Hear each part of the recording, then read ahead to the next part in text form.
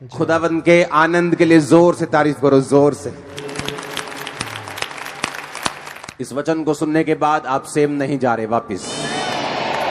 पहला नीति वचन में लिखा, जब परमेश्वर का आत्मा तुम पर उतरेगा तो वो अपने वचनों को तुम पर जाहिर करेगा।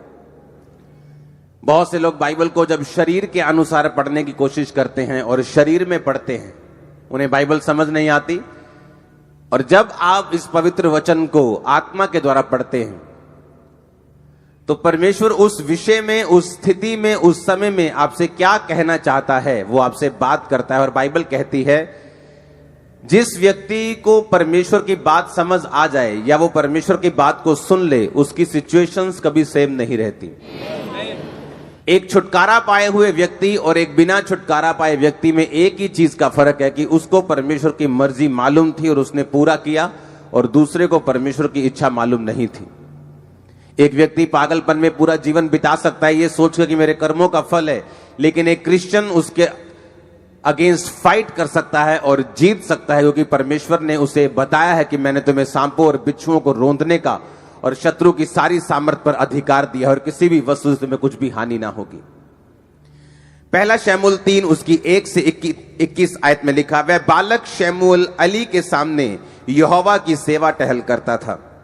उन दिनों में यहोवा का वचन दुर्लभ था और दर्शन कम मिलता था। और उस समय ऐसा हुआ कि एली की आंखें तो धुंधली होने लगी थी और उसे ना सूझ पड़ता था। जब वह अपने स्थान में लेटा हुआ था और परमेश्वर का दीपक अब तक बुझा नहीं था, और शमूएल यहोवा के आराधनालय में जहां परमेश्वर का संदूक था वहां लेटा था। यहोवा ने शमूएल को पुकारा और उसने कहा, क्या आज्ञा? तब उसने एली के पास जाकर दौड़कर कहा, क्या आज्ञा? तूने मुझे क्यों पुकारा है? वह बोला, मैंने नहीं पुकारा, फिर जा लेटा रहे। और वह जाकर लेट गया। तब यहोवा ने फिर पुकार कर कहा, हे शमूएल।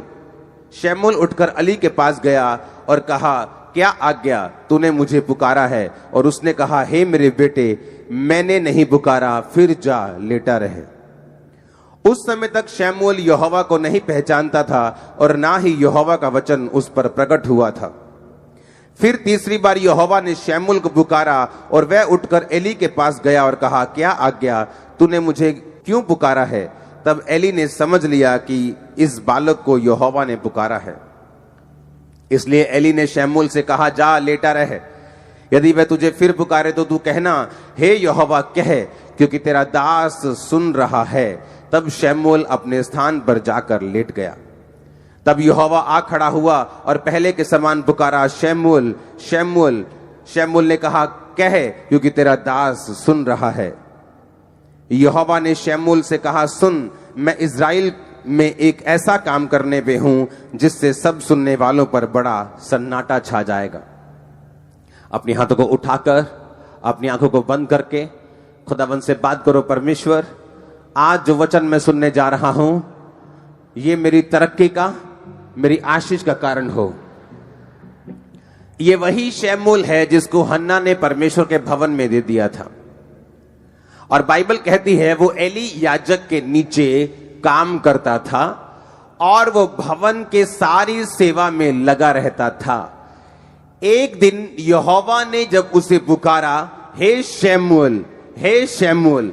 बाइबल कहती जैसे ही उसने परमेश्वर की आवाज को सुना, क्योंकि उसने उससे पहले परमेश्वर की आवाज को कभी नहीं सुना था, और बाइबल कहती वो उठा और अपने जाके एली के पास, सेवक के पास जाकर बोला, क्या आज्ञा?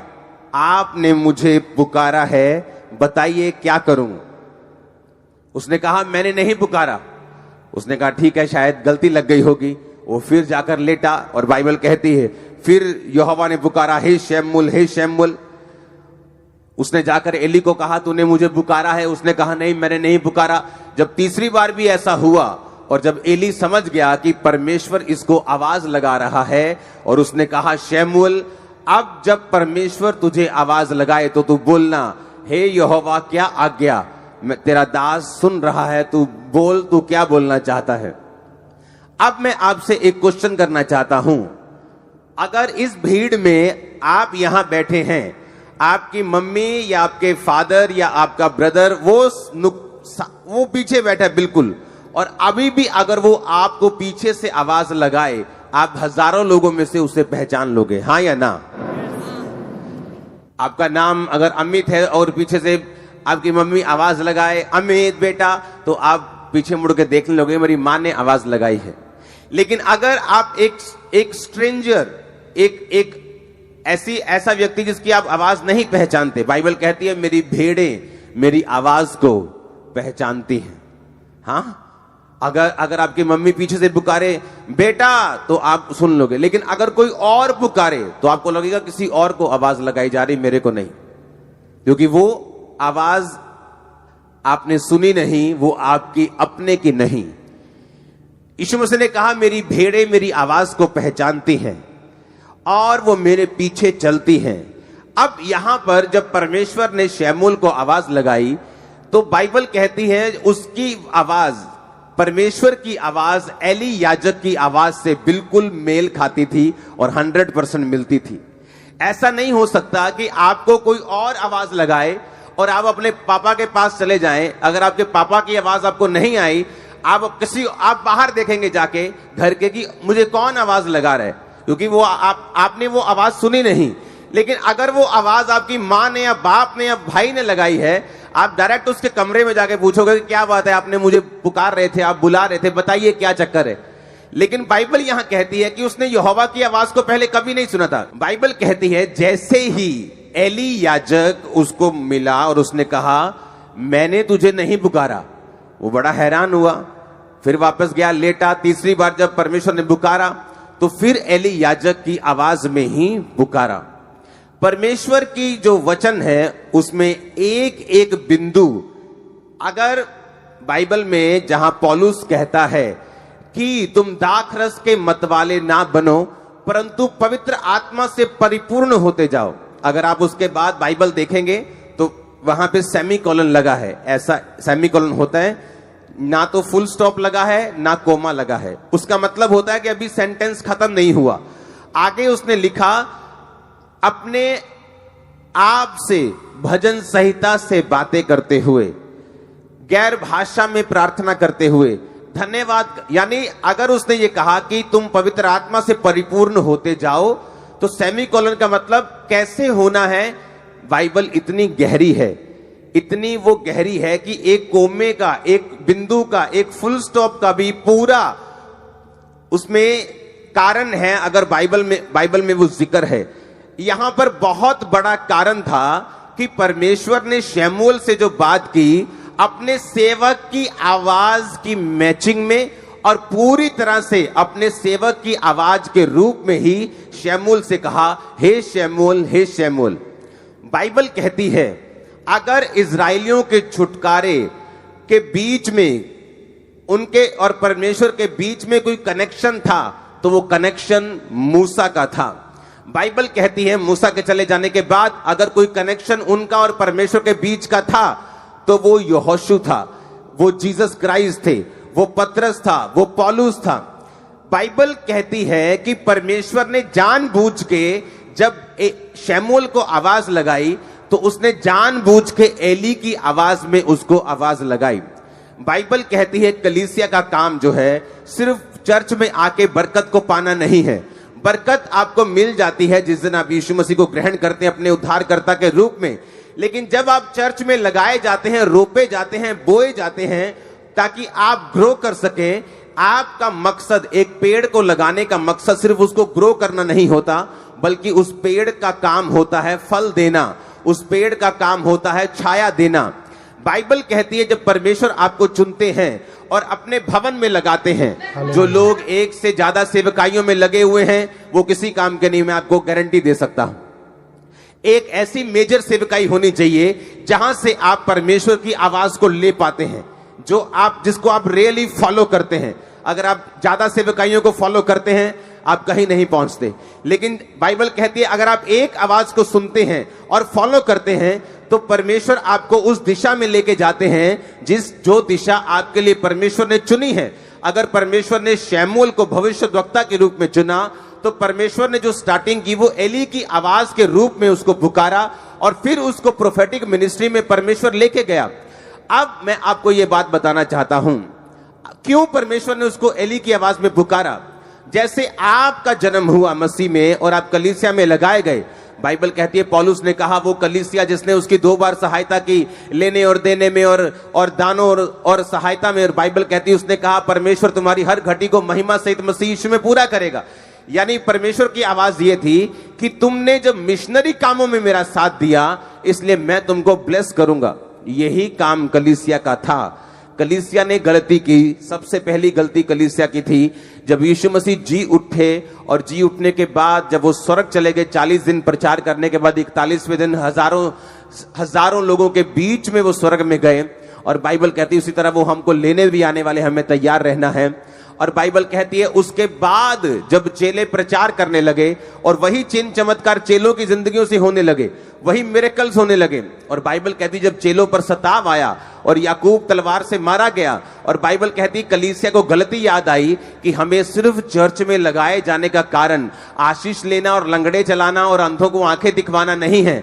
हमारा खुद की ये रिस्पॉन्सिबिलिटी है कि हम प्रेरितों के लिए प्रार्थना करें। और बाइबल कहती जब पतरस को भी उन्होंने मारने के लिए पकड़ा और कलीसिया लॉ लगाकर, यानी पूरी तरह से एकजुट होकर और पूरी तरह से बिना डिस्ट्रैक्शन के, कोई 1 घंटे वाली वो 1.5 घंटे वाली प्रार्थना नहीं थी, लॉ लगाकर मतलब लगातार वो बैठ चुके थे कि परमेश्वर से, जिस तरह लोग धरना लगा के बैठ जाते हैं कि जब तक सरकार हमारी बात नहीं सुनेगी हम उठेंगे नहीं, और जब सरकार देखती है कि धरना असली वाला ये उठेंगे नहीं तो अब आपकी बात वो सुनती, लेकिन जब उसको मालूम होता है कि ये धरना बहुत लंबा नहीं चलने वाला, वो बात को मानती नहीं। उसी तरह से परमेश्वर को मालूम है कि ये व्यक्ति जब प्रार्थना में बैठ चुके हैं, लॉ लगाकर वो प्रार्थना कर रहे हैं, और बाइबल कहती परमेश्वर ने अपने स्वर्गदूतों को रिलीज किया।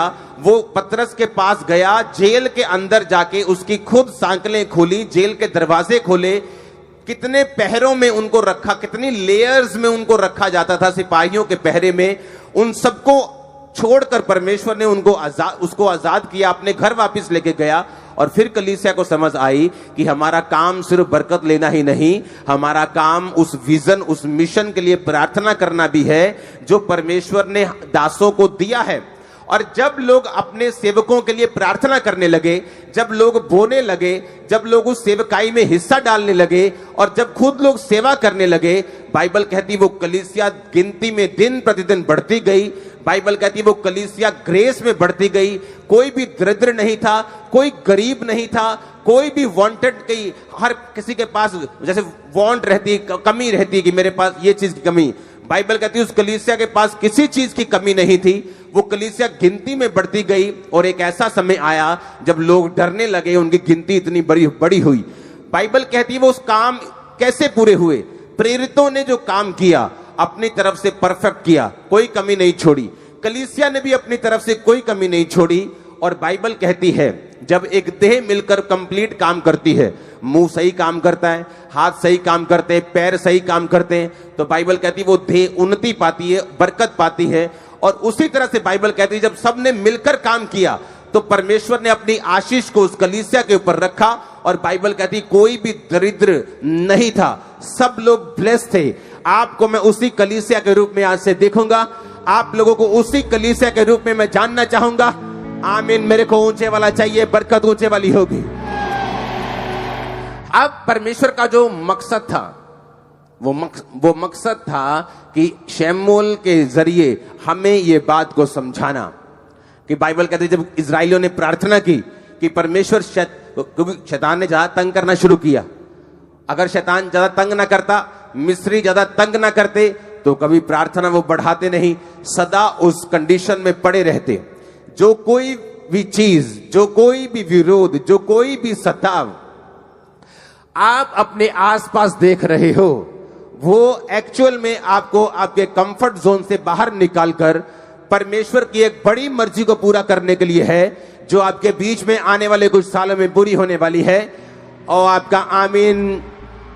वो चीजें जो मैं बोल नहीं सकता, मेरी प्रार्थना है कि परमेश्वर आपके हृदयों में वो चीजें डाल दे कि आप राज्य करने वाले। आमीन। ऊंचाई आशीष आपकी चर्च। अब जब इजराइलियों ने प्रेयर की, जब शैतान को ये बात मालूम है, मैं आपको बार बार ये चीज बताता हूं, उसको मालूम है अंधेरे में खड़े को कि दूर से कोई रोशनी आ रही है। वो ट्रक की है कि बस की है कि कार की है कि बाइक की है, उसे ये नहीं मालूम, पर उसे मालूम है कुछ हो रहा है। शैतान को मालूम हो चुका है कि आप लोग बढ़ने वाले हैं, ब्लेस होने वाले हैं। और इसीलिए बाइबल कहती है जब राजा को डर पैदा हो गया कि ये लोग इतने सामर्थ में बढ़ गए हैं, तो बाइबल कहती वो उन्हें दुख देने लगे, उन्हें धमकियां देने लगे। लेकिन बाइबल कहती धमकियों के बावजूद भी, दुखों के बावजूद भी इजरायली लोग बढ़े, और इतना बढ़े, इतना बढ़े, इतना बढ़े, क्योंकि यहोवा परमेश्वर उनके साथ था। अब शैतान को मालूम है कि क्या होने वाला है, इसीलिए वो सताव का, वो विरोध का, वो हर मीडियम का यूज करेगा। लेकिन मैं आपको ये बात यीशु मसीह के इस कुर्सी से बताना चाहता हूं, वो इतना शर्मिंदा होगा, आज तक कभी ना हुआ होगा, इतना शर्मिंदा होने वाला है। वो शर्मिंदा होने वाला यीशु मसीह के सामर्थी नाम में। हालेलुया। और बाइबल कहती है जब उन्होंने प्रेयर की, परमेश्वर हमें छुड़ा, परमेश्वर ने मूसा को खड़ा किया। जब उन्होंने प्रार्थना की, परमेश्वर हमें बचा, उन्होंने यहोशू को खड़ा किया। जब उन्होंने प्रार्थना की, परमेश्वर हमें इन फलिश्तियों के हाथ से छुड़ा, तो बाइबल कहती है उसने सैमसन को पैदा किया। जब उसने फिर प्रार्थना की, परमेश्वर मुझे छुड़ा, तो उन्होंने गिदोन को पैदा किया। जब भी परमेश्वर ने अपने लोगों को ब्लेस करना चाहा है, परमेश्वर ने अपने लोगों को खड़ा किया है। और बाइबल कहती है कि वही लोगों की आवाज की सिमिलैरिटी में, सेम उस आवाज में परमेश्वर इसलिए बात करता है ताकि वो आपको दिखा सके, समझा सके कि ये वो जन है जिसको तूने फॉलो करना है। पौलुस कहता है तुम मुझे फॉलो करो जिस तरह मैं क्राइस्ट को फॉलो करता हूं। यानी मैं परमेश्वर से दर्शन को लूंगा, तुम्हें वो दर्शन को बताऊंगा, और अगर तुम उस दर्शन के अनुसार चलोगे, तुम और तुम्हारा घराना कभी भी सेम ना रहोगे, ना तुम्हारा फाइनेंस, तुम्हारी बॉडी, तुम्हारी सेहत, तुम्हारे बच्चे। आमीन होना चाहिए। बरकत आपकी है चर्च। हालेलुया। जब परमेश्वर के दास शमूएल ने रिकॉग्नाइज कर लिया कि परमेश्वर की आवाज जो थी वो शमूएल के, वो उसके जो स्पिरिचुअल फादर एली के रूप में परमेश्वर ने दी, और जब उसने समझाया और उसने डायरेक्ट किया, क्योंकि जो परमेश्वर के दास हैं, जब आप उनका पीछा करते हैं तो वो इसलिए पीछा नहीं करवाते कि वो अपना पीछा करवा सके। वो भी यही बोलते हैं कि तुम यहोवा की बात को सुनो, तुम्हारी हेल्प करते हैं। एली ने हेल्प की, उसको समझ नहीं आ रही थी क्या हो रहा है। एली ने कहा अब अगर तुझे आवाज आए तो कहना क्या आज्ञा, बोल, तेरा दास सुन रहा है। और बाइबल कहती है परमेश्वर ने फिर उससे बात करनी शुरू की, इजराइल के बारे में, आने वाली घटनाओं के बारे में, कि वो दोनों होपनी और पिनहास नामक दोनों जो याजक जो कुकर्म करते थे और व्यभिचार करते थे और गलत भेंटों का प्रयोग करते थे गलत रीति से, कि वो मारे जाएंगे। और परमेश्वर ने शमूएल की सेवकाई को शुरू किया। शुरू होने से पहले उसने एली का पीछा किया। शुरू होने से पहले वो परमेश्वर के भवन में लगा रहा, परमेश्वर के भवन की सेवा करता रहा।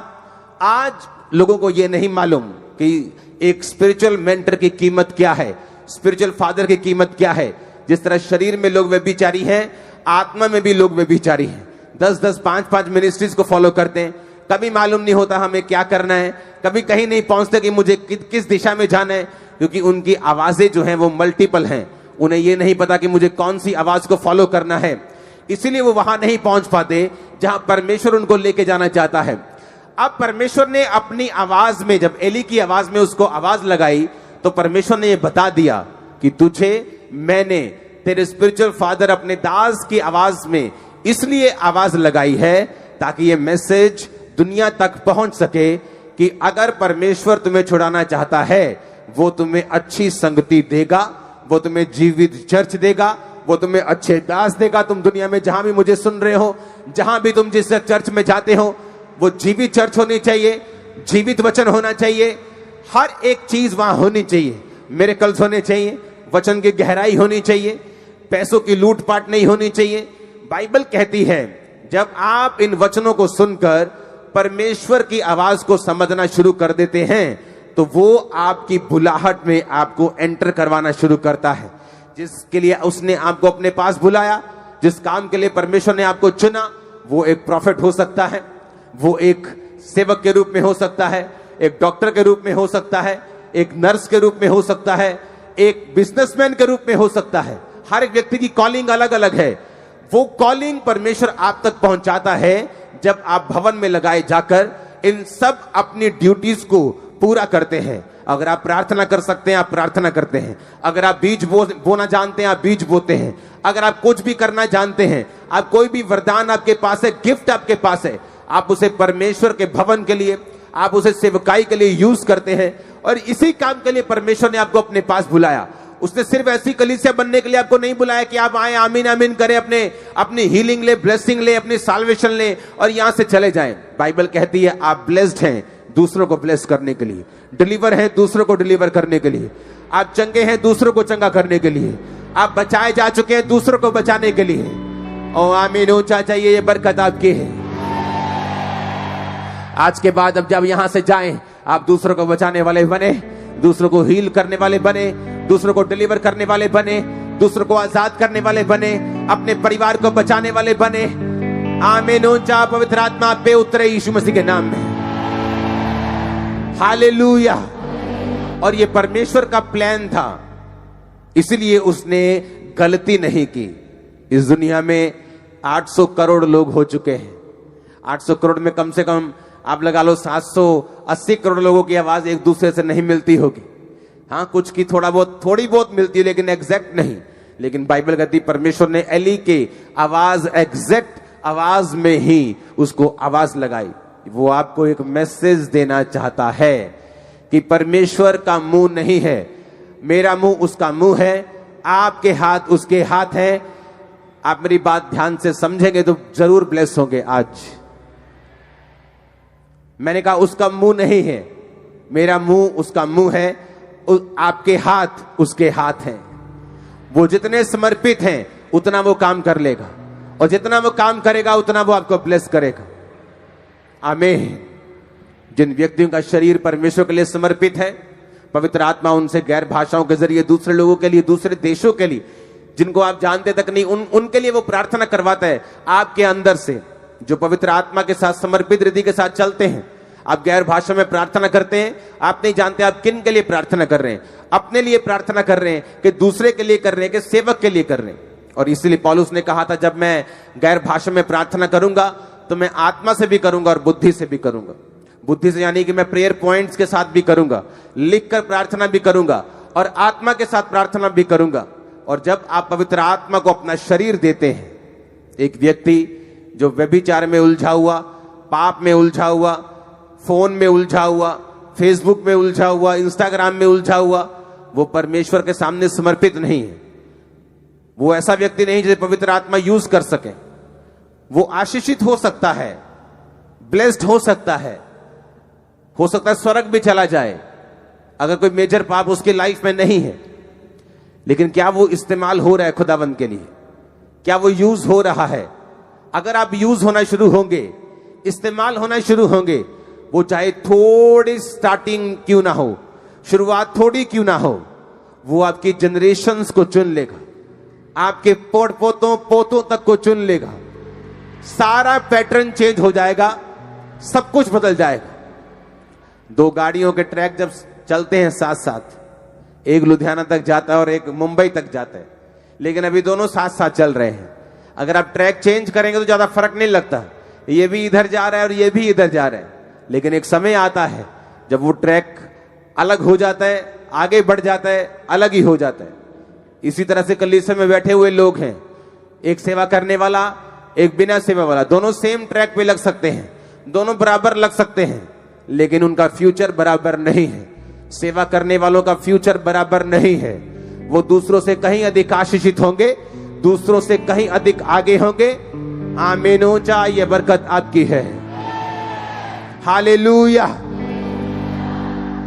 ये इत्तेफाक नहीं था कि परमेश्वर उसे एली की आवाज में ही आवाज लगाए। अगर परमेश्वर थोड़ी सी भारी आवाज निकालता, शमूएल, तो उसको मालूम होता कि परमेश्वर की ये किसी की आवाज लग रही, स्वर्गदूत की आवाज लग रही, ये किसी और की आवाज लग रही, ये बड़ी हेवनली आवाज लग रही, कहीं परमेश्वर तो नहीं है। तो वो बोल सकता कि तू कौन है, मेरे को आवाज क्यों आ रही है, तू क्या है। लेकिन बाइबल कहती है उस परमेश्वर की आवाज बिल्कुल एली की आवाज की तरह थी। वो आपकी स्पिरिट में कोई मैसेज देना चाहता है। आमीन। ये गलतियां वही होती हैं जहां कलीसियाएं नहीं होती हैं। अगर आप अफ्रीका में चले जाएं, 1386 मिलियन वहां पे लोग हैं। आपको इंडियन भाषा में बताऊं तो 135 करोड़ के करीब वहां पे लोग हैं। 70% लोग वहां पे मसीही हैं, क्रिश्चियंस हैं, 70%। पिछले दिनों एक टेस्टिमनी दे रहा था आदमी, वो उस देश का वाइस प्रेसिडेंट बन गया और एक चर्च में वो स्टैंडिंग वॉलंटियर था। डेक बाइबल को लिखने वाला। मैंने आज तक, मुझे इतने साल हो गए परमेश्वर में चलते, मैंने डेक बाइबल जैसी कोई बाइबल नहीं देखी आज तक। चाहे मैं उसे रोज नहीं पढ़ता हूं, मैं अपनी पर्सनल बाइबल को ज्यादा और इब्रानी यूनानी भाषा को ज्यादा पढ़ता हूं, लेकिन डेक बाइबल के जैसी कोई बाइबल इस पृथ्वी पे अब तक नहीं है। बाइबल अलग अलग नहीं है। कुछ लोग बोलते हैं बाइबल में शोध हुई है। इन्होंने बाइबल जो 1000 शोधा हो गई हैं जी। बाइबल में एक भी शोध कभी नहीं हुई, ना होगी कभी, कभी नहीं हुई। मैं चैलेंज करता हूं। प्रॉब्लम यह है कि बाइबल लिखी गई है इब्रानी भाषा में और यूनानी भाषा में। इब्रानी भाषा इतनी बड़ी है कि अगर मैं बोलूं अपने भाई से कि मैं तुझसे प्यार करता हूं, तो इब्रानी भाषा में मतलब या यूनानी में मतलब आएगा फिलियो, भाइयों वाला प्यार। अगर आप अपने मित्र से बोलेंगे मैं प्यार करता हूं, अपनी वाइफ से बोलेंगे, वो अलग है। अगर आप जीसस क्राइस्ट से बोलेंगे खुदा से मैं प्यार करता हूं, मैं अनकंडीशनल प्यार करता हूं, तो उसका मतलब है अगापे। लेकिन जब आप उसे हिंदी में या पंजाबी में लिखते हैं तो आप हर जगह लिखते हैं प्यार प्यार प्यार, ना फिलियो ना अगापे। इसीलिए क्योंकि जो ट्रांसलेट करने वाले लोग हैं उनके पास कोई ऑप्शन नहीं होता, तो उनके पास भाषा जो है वो लिमिटेड है। तो प्यार का मतलब प्यार ही है, तो वो प्यार को प्यार तब लिख देते हैं। लेकिन जब आने वाले समय में उनको भाषा को कोई अच्छा शब्द मिल जाता है, हां, तो वो क्या करते हैं, फिर उस बाइबल में उस शब्द को वो शोध कर देते हैं। लेकिन ओरिजिनल बाइबल वही है, वो एक बार चेंज नहीं हुई, एक भी बिंदु तक उसमें बदला नहीं है। आप समझ रहे मेरी बात को।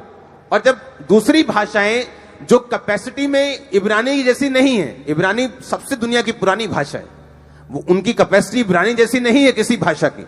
इंग्लिश में भी शोध हुई है, हर भाषा में हुई, क्योंकि जैसे ही उनको अच्छा शब्द उससे मिलता है वो उसको काट कर अच्छे और उससे भी और बेटर शब्द को लिख देते हैं। लेकिन जो ओरिजिनल बाइबल इब्रानी यूनानी में है उसमें वो ऐसा नहीं कर सकते, क्योंकि वो लिखी जा चुकी है और वो कंप्लीट है और वो पूरी है। अब ध्यान से सुनो, जब अफ्रीका में परमेश्वर के काम हुए और वहां पे मसीहत ने जबरदस्त रीति के साथ, और जब मैं मसीहियत कहता हूं तो उसका मतलब क्रिश्चियन धर्म नहीं है। हम जानते हैं कि परमेश्वर धर्म बदलने नहीं आया, हां या ना? नहीं तो वो सबसे कहता पहले ईसाई बनोगे तो मैं तुमको ये दूंगा, पहले ईसाई बनोगे।